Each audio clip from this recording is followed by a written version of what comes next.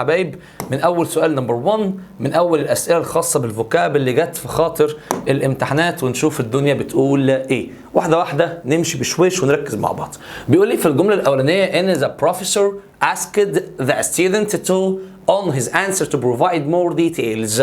بيقول لك البروفيسور طلب من الطالب ان هو اجاباته عشان يوفر اكتر تفاصيل اكتر او تفاصيل زياده اكتر، فطلب منه ان هو يوضح او طلب منه ان هو يحدد اجاباته اكتر او يدي تفسير اكتر لاجاباته. بوجود حرف الجر اون لازم الفت نظرك كويس جدا لوجود كلمه اسمها elaborate بمعنى يوضح يبين يميز، اي ما يقول تسميها ساعتها بنقول عليها elaborate on. طيب نمبر 2 بيقول لي فيها many students gain practical experience and valuable skills through a or and during their college years. بيقول لك ان اغلب الطلاب بيكتسبوا خبره علميه وكمان مهارات قيمه جدا من خلال وقت الدراسه في الجامعه، بياخدوا منحه تدريبيه، بياخدوا دراسه، بياخدوا انترنشيب. رقم بي خلي بالك منها، خلي بالك من الكلمه الثانيه بتاع صاحبنا بيب بتاع الابريتنشيب اللي كان عايز ياخدها عند مستر جو في الورشه لما كان بيشتغل بلاك سميث نوفل. ان شاء الله هنفنشها لك كلها ونذكر لك كل الشخصيات، دونت وري خالص، اوعى تقلق نهائيا من النوفل، هنلمها لك كلها ان شاء الله. نمبر 3 بيقول لي the global has dramatically altered the way we work forcing companies to adapt to new technologies and remote environments. طبعا يا جماعه اللي عمل ده اللي هو dramatically بشكل مش كويس بدل الطريقه اللي احنا بنشتغلها واجبر الشركات على ان هي تنتهج تكنولوجيات جديده. طبعا اللي بيأثر في الناس كلها هو الجائحه، هو البانديميك. رقم سي صح وكويس. 4 my uncle manages everything well in the company. I think he is the most person there. عمي بيعرف يدير كل حاجة في الشركة. أنا بشوف إن هو أكتر شخص هناك. ما بين وجود كلمة جرامبي هي دي معناها نكدي أو معناها سيء الطباع. واحد مزاجه مش كويس أو مزاجه مش كويس أو طباعه مش كويسة فنقول عليه جرامبي. عندي كلمة dependent و effective و emotional. طيب دلوقتي واحدة واحدة بشويش. dependent ديت معناها متواكل يا جماعه، دي غير الكلمه اللي هي اسمها independent، دي معناها متواكل. واحد بيرمي هموله او بيرمي حموله على الناس، اقول لك اعمل كذا، لا ما اخويا هيعمل، طب بقول لك افتح كذا، لا ما هي هتجيب. انت dependent مش independent اللي انت متعود عليها اللي معناها مستقل. هو لو كان مستقل ممكن كنت افكر في عمي ساعتها بانه يسمى مستقل بذاته، لكن دي dependent مش independent اللي انت عارفها. فبرضه هنستبعد الاجابه رقم سي وهنعتبرها مش صح. ما بين ايموشنال وافكتيف، ايموشنال ديت معناها واحد ذو مشاعر، واحد عنده احساس. ايه علاقه انك تكون عندك احساس ورقيق وشفت منظر بكاك وشفت منظر فرحك بان انت تبقى بتدير شركه؟ فبرضه ده مش منطق ان انا احط له في الجمله بتاعتي ايموشنال، ولذلك هنقول في الجمله بتاعتي افكتيف اللي بتيجي بمعنى يا جماعه فعال. 5 during the recession اثناء الكساد، والكساد يعني التدهور. بيقول لك ان اثناء الكساد جيمس lost his job even though he was not worker. بيقول لك ان اثناء الكساد جيمس بيخسر وظيفته بالرغم ان هو كان نقط عامل. جيمس بيخسر وظيفته بالرغم ان هو كان ايه؟ بالرغم ديت يا جماعه واضح ان هي بنجيب بعدها صفه كويسه، صفه ايجابيه، حاجه حلوه ممتازه. ما بين وجود كلمه uncooperative دي معناها غير متعاون، وما بين وجود كلمه impatient غير صبور، وما بين وجود كلمه defective ذو عيوب. طب ما كان يخسر وظيفته، طب ما كان يا رب كان يخسر. ما بين ديت وديت وديت دي كانت فرصه كويسه ان هو يخسر وظيفته جدا، يعني تمام مناسب بما انك انت فاشل فروح. ولكن دولت كلهم يا جماعه ما يناسبوش الكلمه بتاعت even though. بقول لك ان جيمس بيخسر وظيفته بالرغم ان هو كان ذو ضمير، شخص كونشنس عنده ضمير لفعل شيء، ذو ضمير. 6 when you focus on or give special attention to something you not it. لما تيجي تركز على حاجه او تدي الحاجه دي اهتمام بالغ او تدي الحاجه دي اهتمام شديد، ساعتها انت بتهايلايت على الحاجه نفسها. فبالتالي underline بتحط تحتها خط، اجنور يتجاهل، عندي solve بيحل، فاسلم واحسن اجابه نعمل هايلايت. حتى لما الهايلايتر اللي معاكي طول السنه تعملي بيها ايه؟ تهتمي بيها باهم حته جت في التكست، تعملي كذا، مستر يتكلم يقول مهمه تعملي بالقلم، مهمه خالص ديت خلي بالك. اللي وراهم بيقول لي reaching goals requires a lot of patience and انك توصل لاهدافك ده بيتطلب منك الكثير من الصبر تصميم. كلمة مهمة ومشهورة، واوعى اوعى اوعى تفكر في procrastination، مماطلة وتسويف، تأجيل، تلات لا خليها أربع، لا خليها سبت، لا تجر الأسبوع اللي بعديه. خلي بالك وتذكر كويس قوي من procrastination، مماطلة وتسويف، ودي مهمة جدا يا جماعة. هنا مش منطقية، بما إنك عاوز توصل لأهدافك هتحتاج الكثير من الصبر والتصميم والdetermination. أول واحدة صح وكويسة. Number 8 بيقول لي scientists should serve a rule for millions of young people in Egypt. بيقول لك ان العلماء لازم ان هم نقط. بقول لك scientists should serve a rule نقط for millions young people in Egypt. طبعا قدوة يحتذى بها اسمه رول موديل، قدوة يحتذى بها تسمى رول موديل. الإجابة الأولانية صح وكويسة، وديت أسلم حل موجود. 9 with the expansion of the internet، بتوسع الإنترنت دلوقتي has grown more widespread، كبر وانتشر وبقى موجود بشكل كبير جدا. جماعة بالتوسع للإنترنت كبر وبقى موجود بشكل ضخم جدا، مش ورق البردي ولا البروباجندا، حتى احنا بالعربي بنقول الحمله الاعلاميه او اللي هو الشهره او الترند زي ما بيقولوا، ولا الخصوصيه. ولكن للاسف البايرسي القرصنه كبرت شويه. نترجم او نيجي نتكلم على كتاب اتسرب، على معلومه، على حلقه، على نسخ، كل ده بايرسي، خلي بالك. 10 once you are not you may want to abandon your job abroad. يا جماعه كفايه شغل بره البلد كده، انا بلدي وحشتني، انا عايز abandon، انا عايز امشي وارجع مصر تاني، انا مش قادر اقعد بره، انا عاوز اسيب وظيفتي بره. طالما انت abandon your job abroad سيادتك عندك هوم سيك، عندك حنين للموطن. خلي بالك من كلمات الوحدات الاخيره قلنا مهمة. جيتي في الآخر وزهقت من فوكاب 12 و 11 و 10 والأسئلة أغلبها من الثلاثة دول. اللي وراها بيقول لك my teachers sometimes neglect my playing games. مدرسيني أوقات جدا بيلوموا يعني أو بيتكلموا على مدى اهتمامي بالألعاب. دي رعاية care. anxiety اضطراب وتوتر.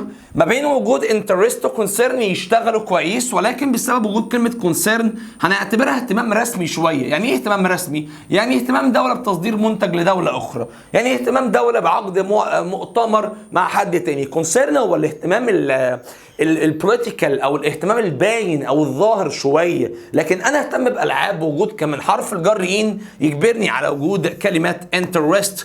أول واحدة صح وكويس. 12 how could such a small device produce such an volume of sound. هو ازاي صوت او ازاي جهاز صغير زي ده ينتج صوت عالي شبه كده؟ دي معناها inconvenient غير ملائم، improper غير ملائم، significant ملحوظ ما تجيش مع الاصوات وغيره، ولكن صوت ضخم، صوت عالي قوي، دي ساعتها نقول عليها كلوسال. وما تنساش ان عكسها تايني، وممكن كمان يكون عكسها minute اللي معناها دقيقة، ممكن تيجي في الانتونيم بتاع الكلمة اللي هي كلوسال ضخم او باين.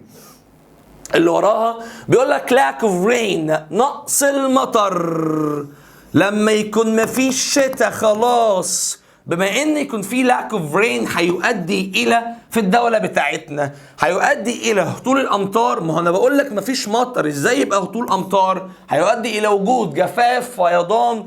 اكيد مفيش ميه يا مستر، فمفيش فيضان. فيضان بيجي مع الميه كتير، لكن هنا مفيش ميه فعندنا جفاف، فعندنا drought letter B. صح وكويس. 14 My father is a civil rights defender. بقول لك ان بابايا هو مدافع عن الحقوق، بينتمي الى مؤسسة عالمية، مؤسسة او اتحاد نقول عليها association، اتحاد مش cultivation ولا اقامة، هي association letter B. معناها مظبوط وصح، وممكن تسمى بمعنى اتحاد. اللي وراها It's a known rule that when there is increase in there is a raise in price. معروفة كل ما زاد الطلب كل ما زاد السعر. زود وزود، الناس عايزة أكتر فنزود السعر. بيقول لك It's a known that when there is increase in demand كل ما يكون فيه الديماند اكتر كل ما تلاقي فيه ارتفاع في السعر. وخلي بالك في الامتحان يجيب لك الجمله دي كامله ويجي يسالك في ده. رايز وريز مهمين جدا جدا جدا جدا جدا جدا. 16 بيقول لي فيها technology is a means through which we scientific theories all life fields. بيقول لك ان التكنولوجيا هي عباره عن الطريقه او الوسيله اللي احنا بنغمر فيها الساينتفك ثيوريز ان لايف فيلدز. جماعه ساينتفك ثيوريز هتعمل لها امبلمنت، خلي بالك منها. اميرز ديت لما انت تيجي تغمر نفسك وسط ناس كويسه، وسط اصحابك الحلوين. ماما وانت نازله اول يوم مدرسه تقول لك اميرز يور سيلف with good people، حطي نفسك مع ناس كويسه. ولكن هنا في الجمله بتاعتي لما يجي يتكلم معايا على حاجه شبه دي لازم اقول له على طول ان اسلم اجابه مع الساينتفك ثيوريز هي الامبلمنت. letter A. 17 astronauts practice their space missions in a not environment that replicates zero gravity. العلماء او رواد الفضاء هيحاولوا قدر الامكان يجربوا الاول في واقع افتراضي او في بيئه افتراضيه غير حقيقيه عشان تشوف الامور هتمشي ازاي معاهم بوجود زيرو جاذبيه فيرتشوال. حتى لما تروح تشتري نظاره يقول لك VR، نظاره الواقع الافتراضي وليس الحقيقي. اللي وراها The article أو the article was rejected. للأسف المقال بتاعك اترفض من الإديتور من المحرر because the information included was. معلومات سيادتك اللي كانت موجودة جوه لو كانت فعالة ما أنا كنت قبلتها، لو كانت دقيقة ما أنا كنت قبلتها، لو كانت indifferent ولا inaccurate، لو كانت غير مختلفة طب ما أنا كنت قبلتها. ما هو كل ده ممكن يخليني أقبل المعلومات عادي، ولكن لما معلوماتك تبقى غير دقيقة ساعتها بس هقدر اختارها، وساعتها بس هقدر ارفض لك مقالك عشان سيادتك معلوماتك مش كويسة، فسوري. 19 The insurance company had to know the accident victims financially. شركة التأمين وجب ان هي تعوض الناس اللي عندهم خسائر ماديا. يعوض من يونت 1 يا جماعة بتيجي بمعنى compensate، يعوض. 20 بيقول لك ان the recent decision of the factory manager regarding working hours was not disagreed with it. القرار الأخير من المدير عدد ساعات الشغل كان نقط واعترضوا عليه. المدير قال لك تشتغل 9، لا هشتغل 9:30، لا 8، لا 12، لا 6. فده كله وضع جدال، انت تقول رايك وانا اقول رايي، ده كله ديبيتابل، انت ليك راي وانا ليا راي. فبالتالي بيقول لي في الجمله بتاعتي the recent decisions of the factory manager regarding working hours was، نقول عليها يا جماعه كان ديبيتابل. الاجابه الاولانيه صح وكويسه. 21 بيقول لي فيها ايه؟ بيقول لي great writers always not their readers. بيقول لك ان great writers، بيقول لك ان الكتاب العظماء دايما، القراء دايما بيلهموا، الكتاب العظماء دايما بيلهم ويؤثر على الناس. فباعتبار ان هو كاتب عظيم يقدر ان هو ينفلونس، يؤثر زي كده افكت يا جماعه. 22 I don't understand why Adam always has to note about how big his house is. بصراحة مش فاهم يا آدم ليه كل شوية شايف نفسك وتقول ده أنا عندي بيت ضخم، ده أنا عندي بيت كبير، ده أنا مفيش مني اتنين. أنت بتتفاخر وبتشوف نفسك ليه؟ عامل شبه أخونا بنت درامل لما كان بيبوست هيم سيلف، واما كان قاعد بيتكلم مع مستر جاجرز انا بعمل وبعمل وبعمل وباب ساعتها ما حبهوش. يبقى ساعتها يقول لي في الجمله بتاعتي هنا I don't understand why Adam always has to not. ليه بتبوست يور سيلف؟ ليه شايف نفسك عن البيتك وبيتك كبير وعندك وعندك وعندك؟ يعني ليه كده؟ ليه كده؟ ليه مش بتعزز ولا بتكشر وبتبرم شفتيك؟ بوست. 23 ياسمين's winning invention was by the needs in her village. بقول لك ان فوز ياسمين او الانفنشن بتاعت ياسمين، الاختراع بتاعها اللي عملته كانت مكلل او كان بيوقظ او كان باين من احتياجها، احتياج الناس في القريه لاختراعها. دي كلمه من كلمات القصه وبنقول عليها sparked باي، بان، دلل، اهتم، ظهر، احلو، كل الحاجات دي بنقول عليها sparked ديت اسلم حاجه صح. اللي وراها بيقول لك the not rode their horses. اول لما بيركبوا الهورسز على طول يبقوا هم الفرسان. طالما بتركب هورس يبقى انت كده فارس، وفارس يعني knights. letter B.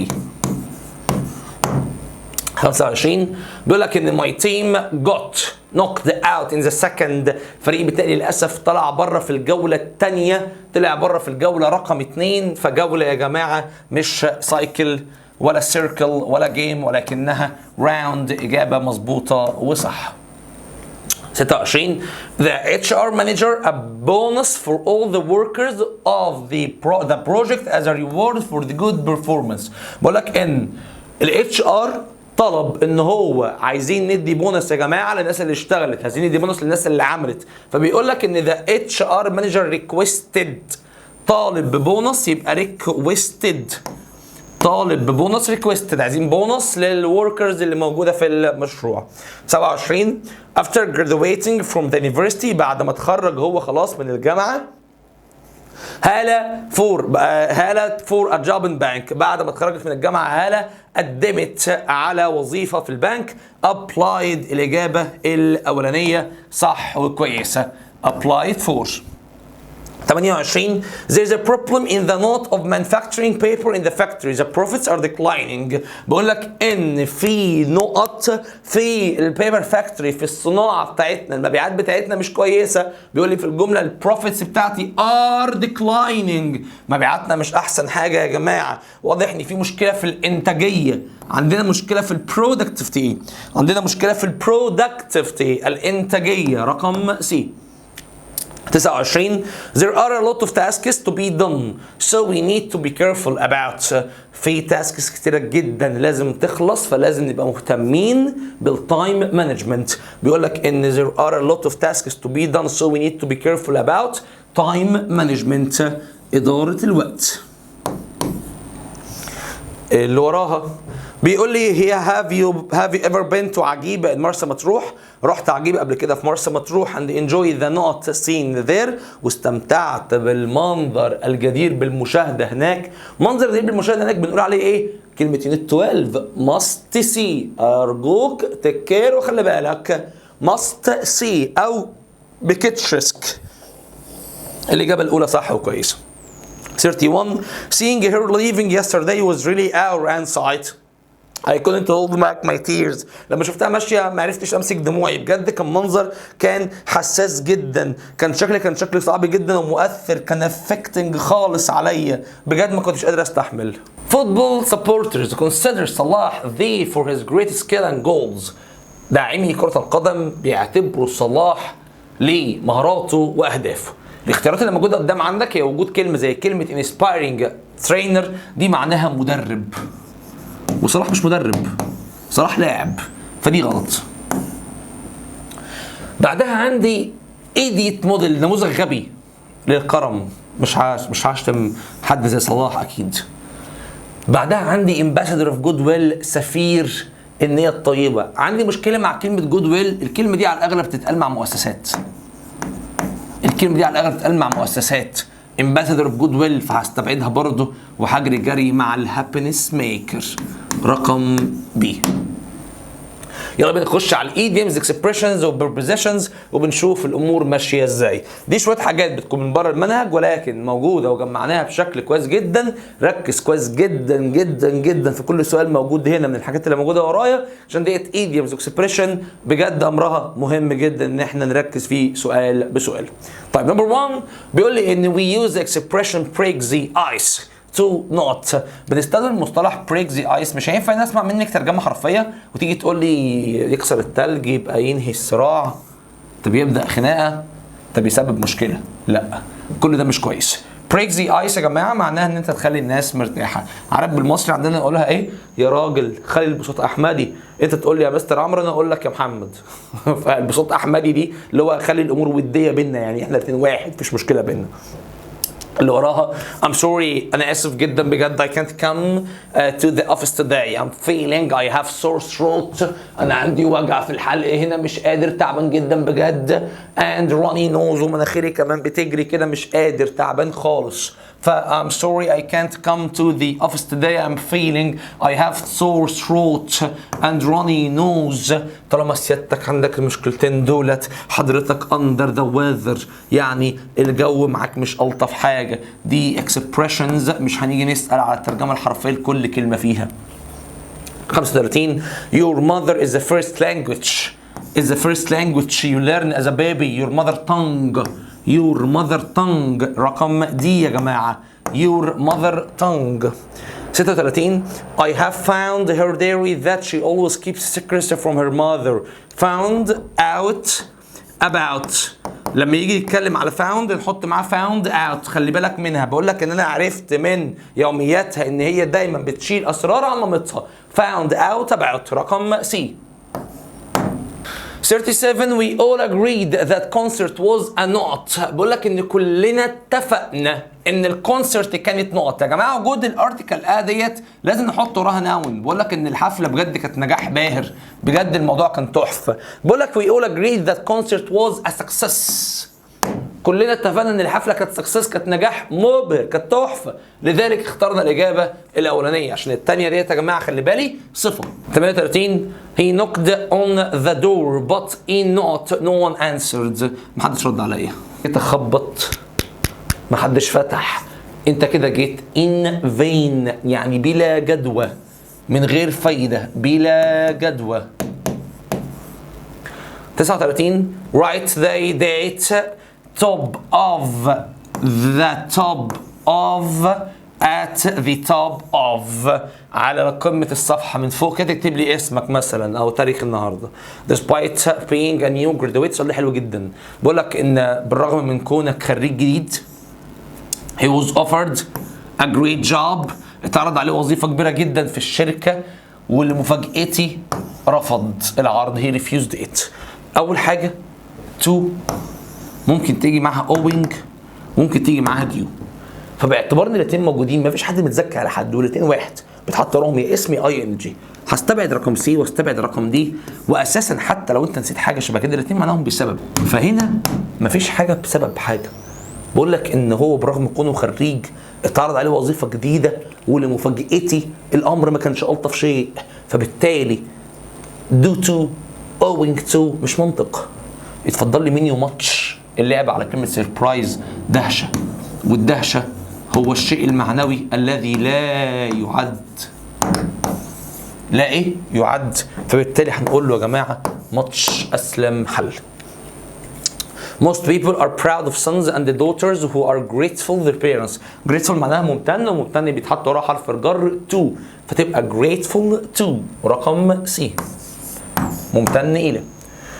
All the clubs are proud take. بصوا يا جماعه proud ديت هنا ليها موضوع مهم جدا لازم ان احنا نقول عليه. لما اجي امسك proud بالمنظر ده واقول عليها proud to واقول proud of، انت عينك واخده على ديت، واخده على proud of بتتحط لما يكون في وراها صفه. اقول لك I proud of او noun I proud of my tutor. انا فخور بمعلمي. مثلا I proud of Egypt. فخور بمصر. ده كله يا جماعه عادي ومفيش مشكله فيه. لكن لما يجي يتكلم على تو لازم تدرك كويس جدا ان وراها بيكون فيه فاعل مصدر. فاقول لك هنا في الجمله ان I am proud to share my room with you. فخور جدا ان انت هتقعد معايا، فخور جدا ان انت هتقعد معايا في الاوضه تشاركني، والله منورنا والله العظيم. proud to proud of صفه noun I proud of my brother. فخور جدا بجد باخويا. proud to verb. يقول لي في الجمله بتاعتي هنا ايه؟ نرجع يقول لي في الجمله in all the clips are proud take. بيقول لي في الجمله بتاعتي ظبطنا ايوه، بيقول لي في الجمله بتاعتي هنا كلهم فخورين ان هم بيشاركوا في كاس العالم للانديه. all the clubs are proud take part in the club world cup 2025. كل الانديه فخوره بمشاركتها في كاس العالم للانديه. للاسف النادي الاهلي حالتنا. والنبي يا جماعه والنبي اللي شفنا يدعي لنا، والنبي يدعي لنا نكسب بورتو والنبي الماتش الجاي عشان خاطر الواحد تعب. والله ربنا يسترها علينا يا رب.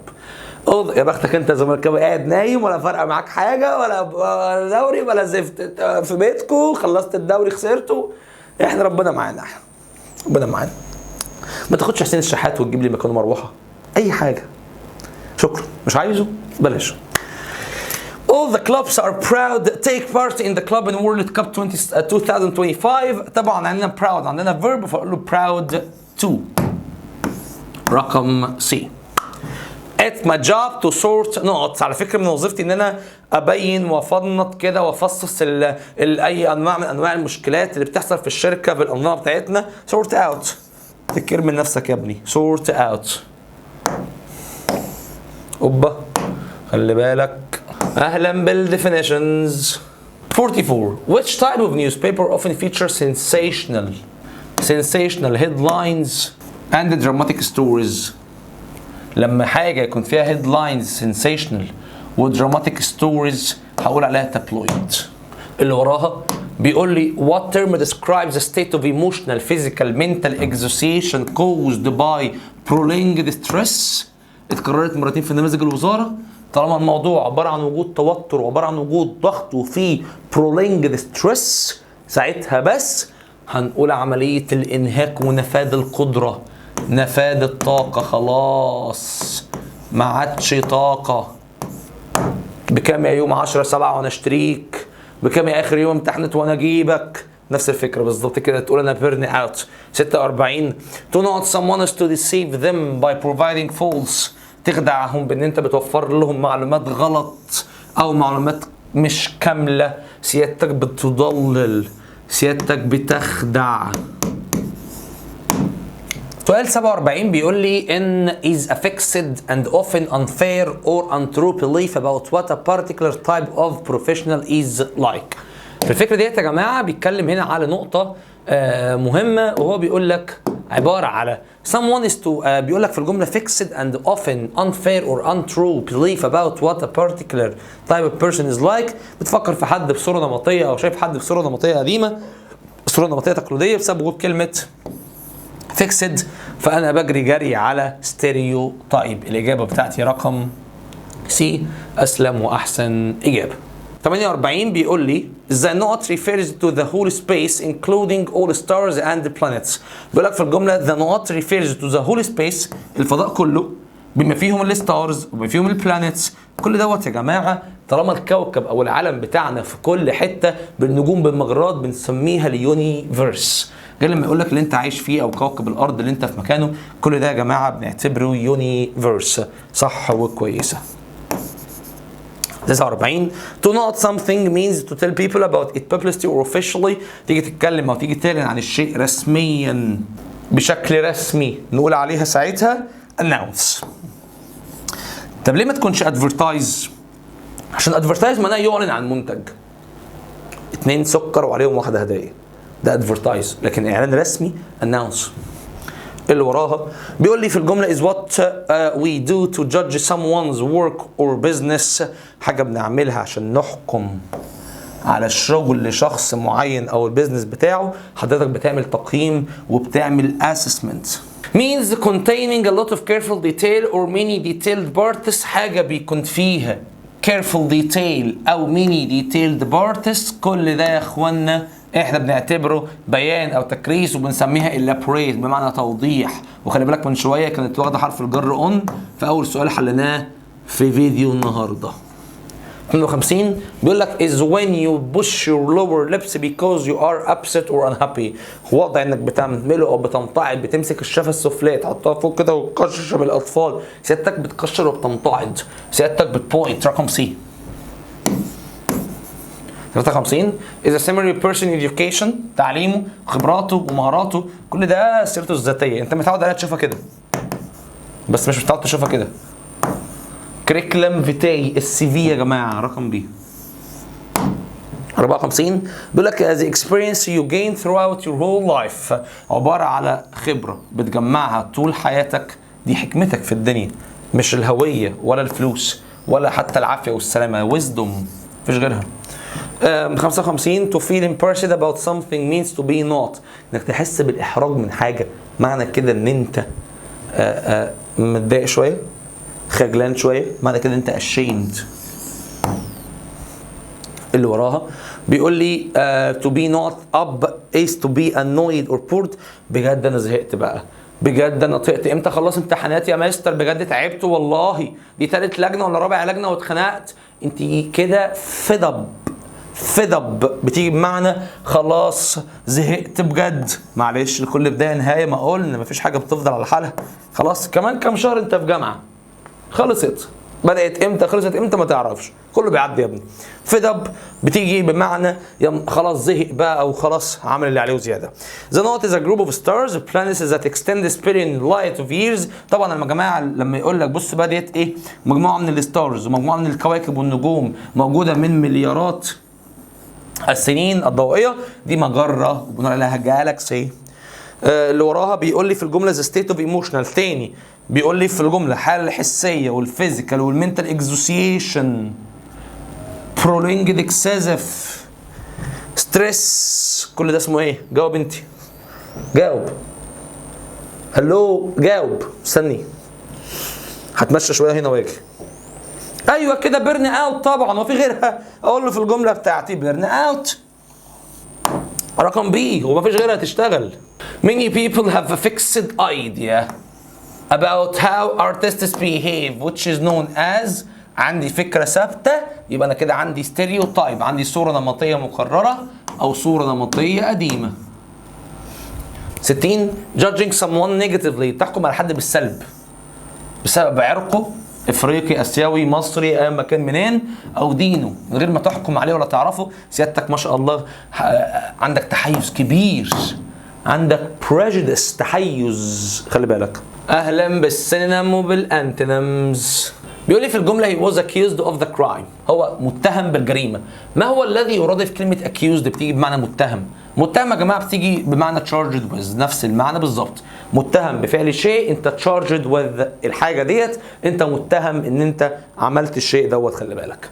اللي وراها it's not easy for young people to get appropriate job nowadays.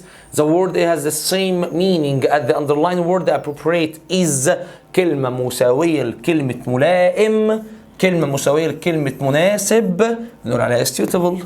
63 بيقول لي after a long time of investigations، بعد وقت كبير جدا من التحقيقات، منى admitted، منى اعترفت ان هي الجولد رينج اللي هي سرقة الخاتم الذهب. مين الفولوينج اللي موجود هو عكس كلمة admit بتيجي بمعنى يقر ويعترف، وبتيجي عكسها بمعنى يجحد او ينكر، ويجحد وينكر يعني denied. رقم سي 64 was confused by quick questions he was asked. كان مرتبك جدا من كم الاسئله اللي اتسالت له، كان محتار جدا. ينفع ما جاوبش؟ ينفع ما ردش؟ الشخص اللي بيسال يا جماعه بنقول عليه انترفيور، ده المذيع، ده اللي بيذيع واللي بيضيف الناس. طب بما انه كان مرتبك من الاسئله اللي بتتسال له، فهو كده واضح ان ده انترفيو، اللي هو راح يقدم على شغل. الانترفيو بكره الساعه 9 ان شاء الله، اللي قاعد بيسالني ده انترفيور وانا انترفيوي، انا اللي بجاوب فارتبكت. هو ما بيرتبكش، هو معاه ورق بيجهز منها، لكن انت بترتبك. اللي وراها بيقول لك ان praising always raises positivity. praising is an antonym of praising، معناها مدح، والمدح عكسه الذم. فلما بيقول لي في الجمله بتاعتي كلمه مدح وعكسها ايه؟ عكسها الذم. scolding، زي ما انا ما فضلت كده اسكولد يو طول السنه على عدم حفظ الكلمات، وفي الاخر هي الكلمات بتيجي في الامتحان تسميع يا مستر، يجي دلوقتي قاعد زي البطه مش عارف تحل حاجه اساسا. خلي بالك يا ابني والنبي بالفوكاب. اللي وراه 66 The world is engaged in the eternal solution to the issue of global warming. عكس كلمه eternal يا جماعه معناها ابدي، زي الله عز وجل كده. تقول لك الله is eternal، الله دائم لا ينتهي. فبيقول لك في الجمله هو ما الذي يكون عكس كلمه ابدي؟ مؤقت، بنقول عليها temporary، مؤقت. اللي وراها the omission of his comments on the situation annoyed him.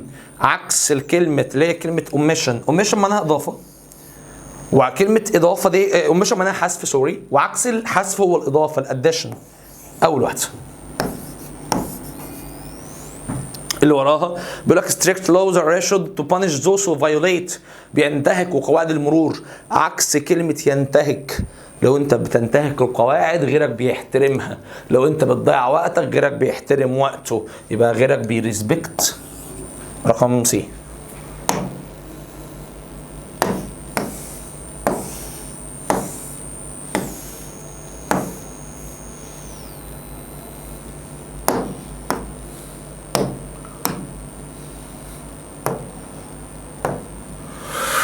The contract terms must be so clear cut. اجزاء العقد يا جماعه لازم تكون واضحه جدا، فعشان ما تسيبش سيادتك نو روم للمس انتربريتيشن، عكس كلمه كلير كات. كلير كات دي بتيجي بمعنى واضح،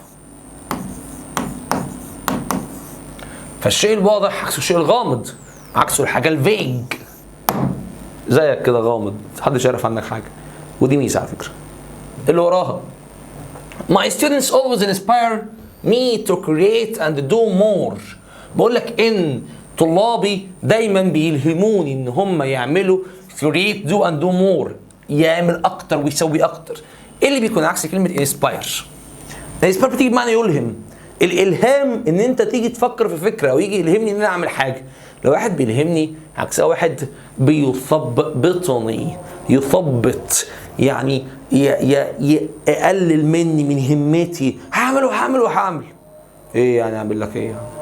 غيرك عملها يعني عادي يعني مفيش، اهلا وسهلا يا سيدي. ده بيقلل منك، ده انت لازم تخلص منه دلوقتي قبل كمان شويه.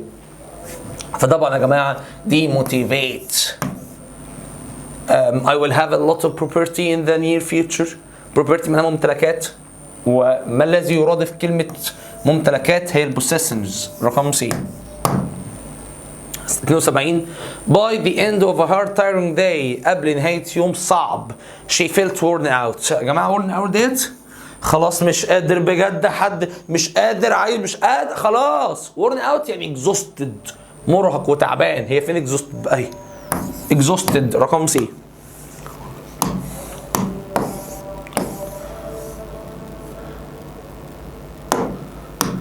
There is no doubt that Alice اللي هنجيب وراها ناون.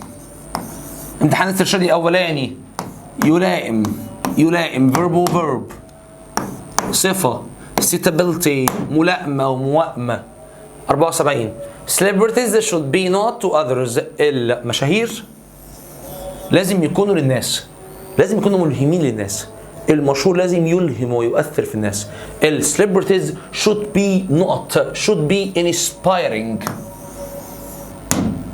ملهم ومؤثر. طب ليه ديت ما تبقى الصح؟ انت اللي هتبقى inspired منه لما هو يلهمك ويأثر عليك. لما اجي اقول لك ان المطعم ده amazing و I am amazed، المطعم ده مدهش وانا مندهش. خلي بالك من الاي ان جي والاي دي مع الصفه. Reading is not hobby if you want to occupy your free time. Reading is a satisfactory. Reading is satisfactory يعني يا جماعة مرضي يعني هواية كويسة حلوة تمام دوس فيها. 76 during the epidemic period a lot of people became not. للأسف وقت الجائحة ناس كتيرة جدا بقت مش موظفة، بقت unemployment. ناس كتيرة جدا بقت unemployment. اللي وراها he is not of snakes، هو من التعابين، دايما بيخاف لما بيشوف واحد فيهم. he is not دايما بيخاف من التعابين. terrific دي معناها جميل ورائع، لكن انا مش terrific من التعابين، انا terrified. 78 أشرف was sincerely of their support. أشرف كان متقدر بسبب الدعم بتاعه أو بسبب دعمهم أو مقدر الدعم appreciative. الإجابة رقم سي.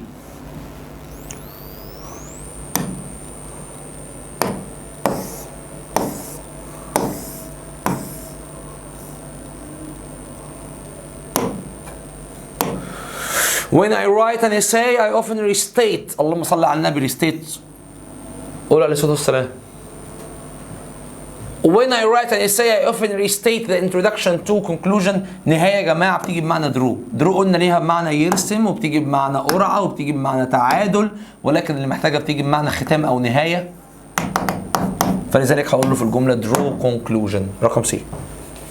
80 support improves our health and the difference to our lives. الرياضة بتدعم الصحة وديفرنس لحياتنا. بقول لك ان الرياضة بتدعم الصحة وبتعمل اختلافات. make يا جماعة difference، make difference في الجملة بتاعتي. يقول لي في الجملة بتاعتي make a difference. الإجابة الأولانية صح ومظبوطة. 81 suddenly my laptop ceased the function. The IT support advised me that I needed a new antivirus program.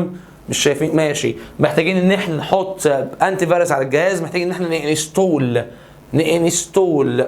مفيش في الجمله بتاعتي انستول اهي. رقم بي. 82 بيقول لك we tried to know the price of the house as we didn't think it provided good value for money. محتاجين ان احنا نتناقش شويه عن السعر عشان ده مش بيوفر احسن قيمه مقابل سعر. محتاجين نتكلم شويه، محتاجين نيجوشيت، محتاجين نتفاوض. رقم بي. 83 بيقول لك ان the criminal was imprisoned because he not a terrible crime. بيقول لك ان الكريمنال كان بسبب ان هو عمل جريمه وحشه. commit a crime، يرتكب جرم او جريمه. 84 one of my colleagues is quite arrogant. واحد من ضمن اصحابي شايف نفسه شويه، دايما بيدينا احساس ان مفيش منه اتنين، دايما بيجيفز اس، بيدينا احساس ان مفيش منه اتنين. اللي وراها revenge، انتقام. ولما تيجي تنتقم من حد انت بتاخد الانتقام بتاعه take revenge، ينتقم.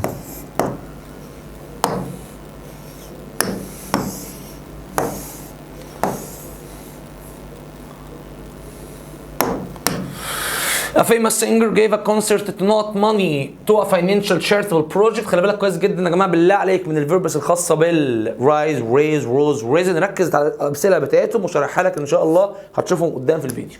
دلوقتي بيقول لي في الجمله famous singer gave us a concert to، يجمع فلوس يا جماعه.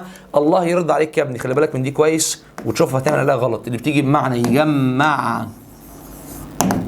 raise money. رقم بي. 87 she could all obstacles and the challenges despite hard life she led.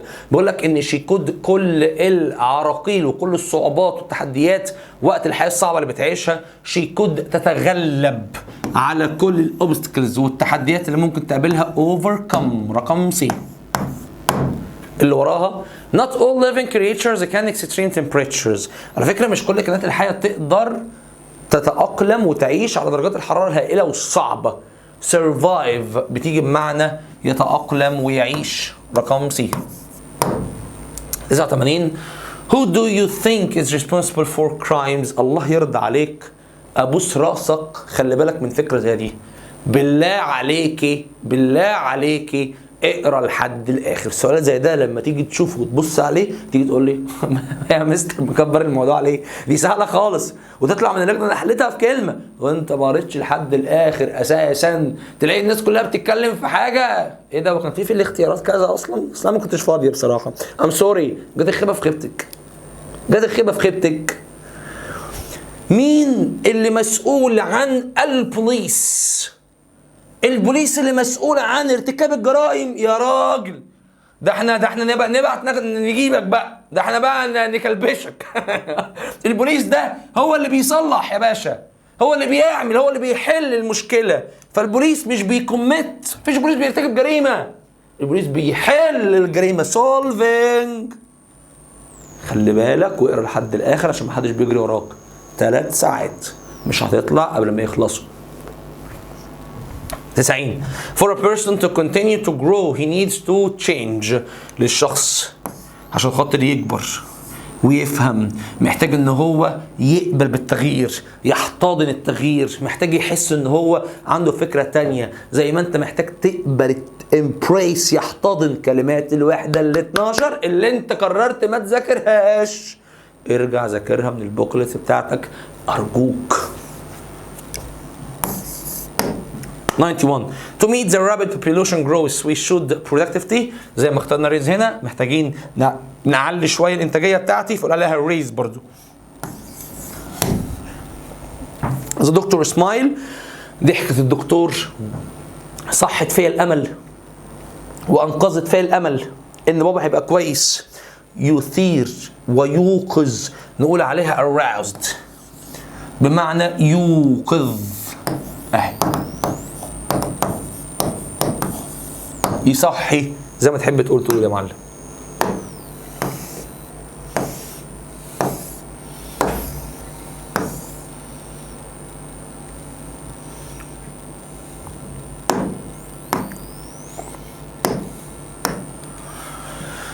تنسز، وركز كويس جدا في تنسز في الازمنه. take care of yourself.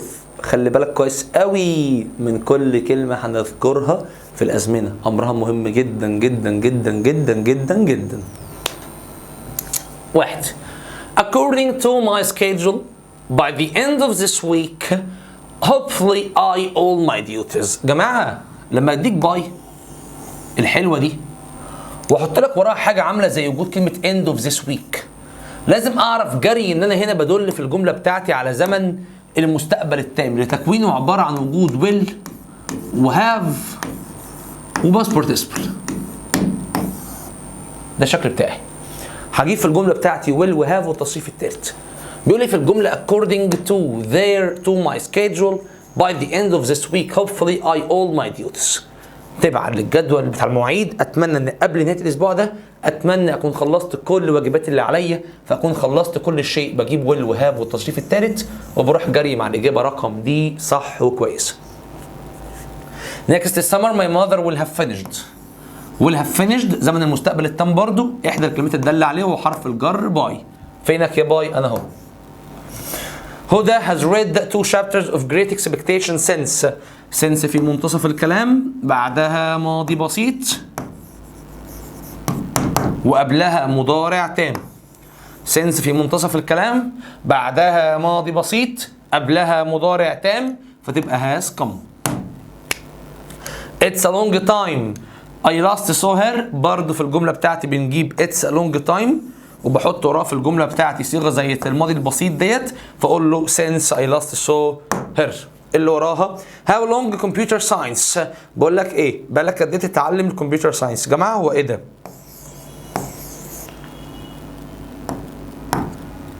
نتكلم على دورة الاول. ازاي ممكن الجملة بتاعتي تبدأ فيها يا جماعة بوجود يو؟ هو مش ده سؤال؟ هو مش ده question؟ فانا ازاي احط يو؟ مش منطق. بعدها بيو دي have you been studying و are you studying. how long have you been studying. how long كانت من الكلمات المشهورة اللي بتدل على المضارع التام او المستمر. فهاو لونج مش منطق اقول له في الجمله يو دقت خالص، ولكن اقول له هاف يو بين ستادينج. بالك كده بتدرس انجليزي، بتدرس كمبيوتر ساينس، تدرس اللي بتدرسه. هاف يو بين ستادينج. هشام this car for 5 years. هشام عنده العربيه دي من 5 سنين. زمن المضارع التام، ما ينفعش تحط للفعل هاف او هاز. طيب سؤال نمبر 6 بيقول لي فيه ان هشام this car for 5 years. هشام يملك تلك السيارة منذ 5 سنوات. دلوقتي ما فيش حاجة في الجملة بتاعتي بتدل على الماضي، وكم في نقطة مهمة لازم نذكرها وهي ايه؟ ما ينفعش خالص يا جماعة تيجي تفكر في ان الفعل يملك ممكن نحط له اي ان جي. هاف وهاز بمعنى ملكية ما ينفعش تاخد اي ان جي خالص. ممكن ساعتها نحط هاف وهاز تبقى هافينج لما يبقى ساعتها بمعنى يتناول، بيتناول مشكلة، بيتناول وجبة، ساعتها ممكن نقول having. غير كده معرفكش. فبيقول لي في الجملة هشام this car for 5 years، هقول له has had كزمن مضارع تام. 7 I this secret for a week now. انا عارف السر ده بقالي اسبوع دلوقتي. في ناس فيكم اول لما بتلمح وجود فور اللي نعمل عليها بولد ديت وزائد وجود كلمه زي كلمه ناو هيحط في الجمله بتاعتها ساعتها اي ان جي. ده ممكن يكون صح بس مش على حساب فعل زي نو اللي هو اصلا ما بياخدش اي ان جي. فهقول له في الجمله ان انا السيكريتس دوت، انا المعلومه دي من اسبوع لحد دلوقتي. مفيش حاجه بتدل على الماضي اصلا في الجمله بتاعتي، لذلك انا هختار هاف نون الاجابه رقم دي. 8 sorry for being late for the meeting. انا اسف جدا ان انا كنت متاخر على الاجتماع، ممكن تخليني اخش؟ والله كنت في العياده، كنت مش هنا في العياده. جماعه جن دوت راح وما رجعش، وعندي في الجمله بتاعتي هاد، مش منطق تحطي في الجمله بتاعتي هاد بعدها يتفضل have been in و have been to. have been in معناها قائم فيه، have been to راح ورجع. هو لو قائم في العياده طب هيخليه يخش ليه؟ ما هو قاعد في العياده. لكن راح وللكلينيك لسه، هقول له في الجمله بتاعتي have been to الاجابه رقم دي صح ومظبوطه. I met Sally yesterday. قابلت سالي امبارح. since she left our village. دي هنا since بعدها ماضي بسيط، وقبلها في الجمله بتاعتي المفروض بنحط بعدها ماضي بسيط وقبلها مضارع تام. المضارع التام عباره عن وجود have او عباره عن وجود has والتصريف الثالث. الكلام ده صح، بس خلي بالك لو كانت جمله سنس معاها كلمه بتدل على الماضي يا حبايبي زي وجود كلمه مت، لازم زمن المضارع التام ده يتقلب جري الى ماضي تام. فعندي في الاختيارات هنا didn't see و won't see، دولت اللي يختارهم ما يروحش الامتحان اكرم له. تبقى hadn't seen اول واحده صح. خلي بالك من الفكره دي مهمه جدا. My sister was suffering. اختي كانت بتعاني من insomnia، من الارق والارهاق. She will for 4 days. ما كانتش عارفه تنام لمده 4 ايام. اختي was دي بتدل على الماضي صح. طالما عندي في الجمله بتاعتي was وهي كلمه بتدل على الماضي، هستبعد ساعتها حاجه بتدل على المضارع زي hasn't او زي hasn't. اذا مستر want مستقبل، ايه اللي جاب المستقبل لوجود كلمه زي كلمه ماضي؟ فكله غلط يا استاذ، وهجري على الاجابه رقم دي. وما تنساش وجود فور زائد وقت بتدل على الاي ان جي دايما. تيك كير كويس قوي. I met one of my best friends while I in Canada. قابلت واحد من ضمن اصحابي لما كنت في كندا. وايل الطبيعي بتاعها ان انت نجيب لك كده يا باشا الوايت بورد ونتكلم معاك. الطبيعي بتاعك ان انا امسح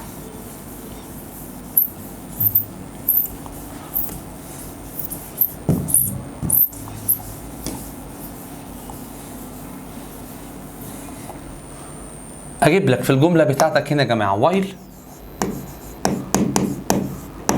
واقول لك ان هنجيب وراها فاعل زائد was او were زائد ing. ممكن بقى اجيب لك وايل واحط لك وراها فاعل زي مثلا I was فقط. ازاي يا مستر؟ يعني كده I was at the zoo.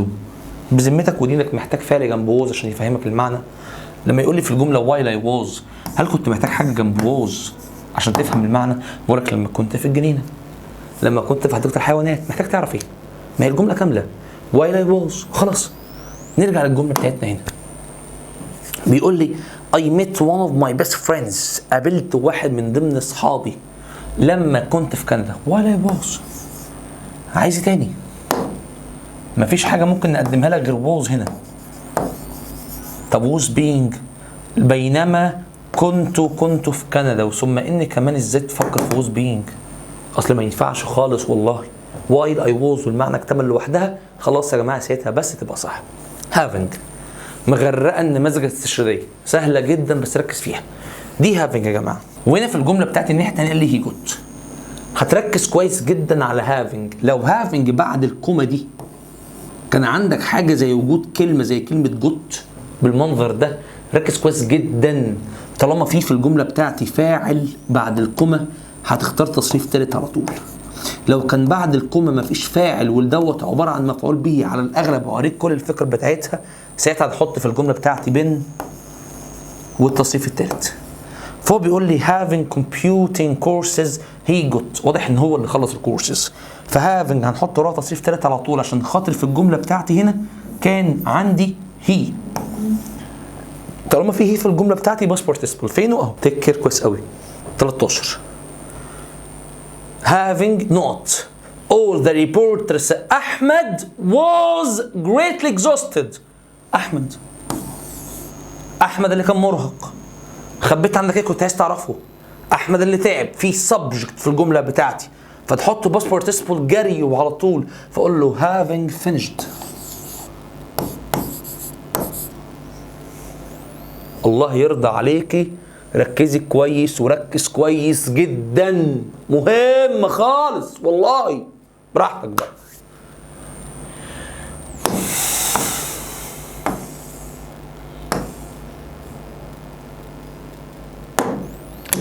I couldn't get on board because my passport at home.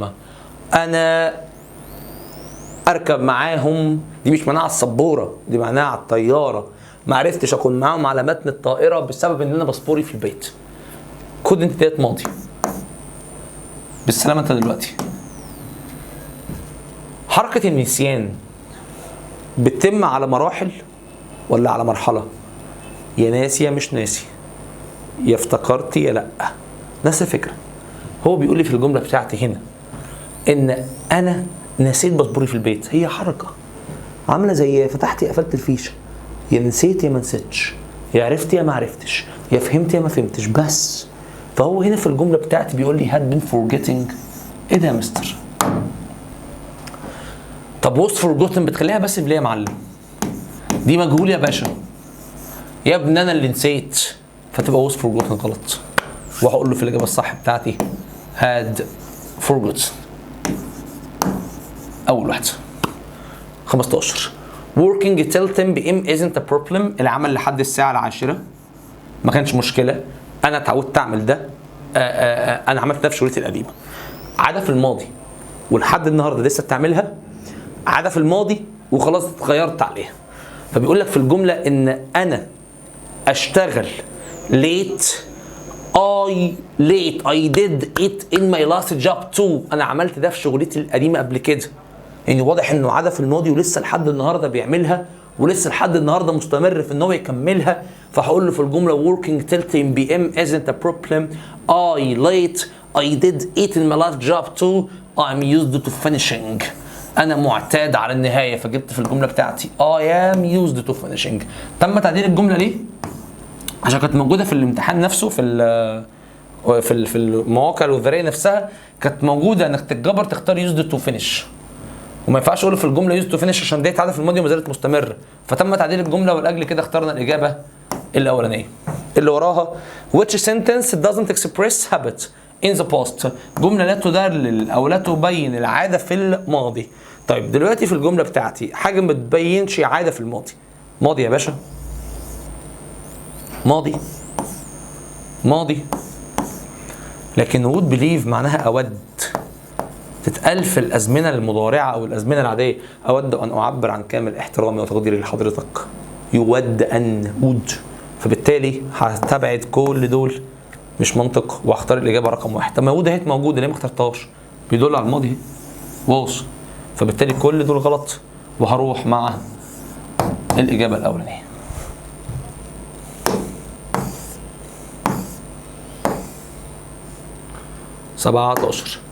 Which sentence tells us that Tom is still working. جملة بتبين ان توم ما زال يعمل. توم ما بطلش الشغل، لسه شغال. توم worked. طب ما الراجل خلاص خلص. توم used to work كان متعود يشتغل.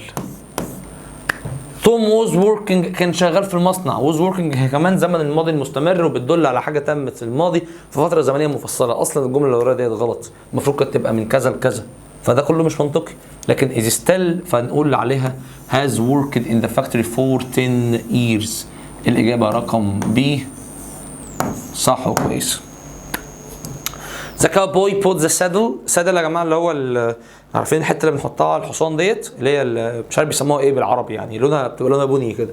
بيقول لك ان the cowboy put the saddle على وشه وعلى ظهره on the horse. From fence waved goodbye to the road of which sentence anti can be used to complete the previous story.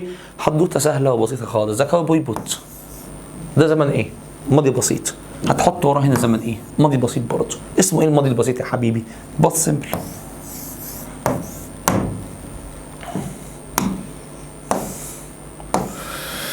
الماضي الكذاب. ذكرياتنا بيونت 1. هتلاقي ازمنه بتدل على الماضي. الازمنه بتاعتك دي هتركز كويس جدا فيها على ايه بقى يا باشا؟ هتركز كويس جدا فيها لو لقيت في الازمنه اللي بتدل على الماضي كلمه، الازمنه اللي بتدل على التمني او جمل التمني زي I wish و I would rather. الحاجات دي لو لقيت في الجمله بتاعتي في كلمه بتدل على الماضي هتحط ماضي تاني. ولو لقيت في الجمله بتاعتي مفيش حاجه بتدل على الماضي هتحط انت ماضي بسيط. تفهم اكتر؟ تعالى بص. اول واحده بيقول لك ان I wish I my teacher advised before I joined. before I joined. فجوين دوت ماضي بسيط. هنا عندي في الجمله حاجه بتدل على الماضي، صح؟ عندي حاجه بتدل على الماضي، لذلك هجري جري واختار الماضي التام اللي هو had considered. 20 I would rather you last year. last year دي بتدل على الماضي، فهجري جري واختار had. فين بقى؟ اهي had exerted. تعرفي حاجه؟ لو الجمله ما كانش فيها last year، او لو هنا ما كانش فيه كلمه joined، كنت اخترت فوق considered وكنت اخترت تحت هنا exerted، بس ده ما حصلش، لذلك اخترت had وهاد. ليه؟ الجمله فيها ما يدل على الماضي، لذلك اتصرفت.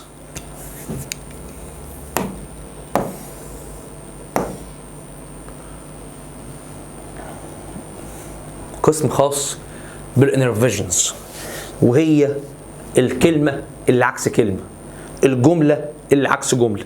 يديك في الجمله